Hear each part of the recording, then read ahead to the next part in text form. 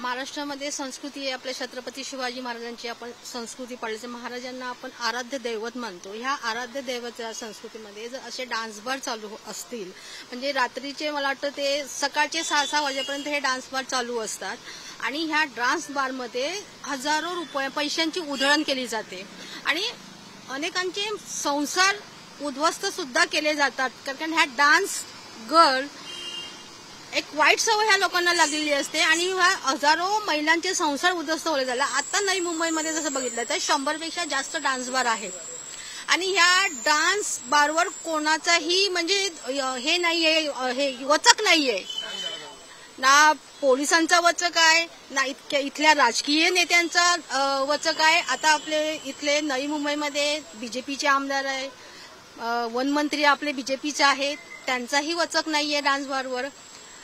तर यांना संरक्षण कोण देते?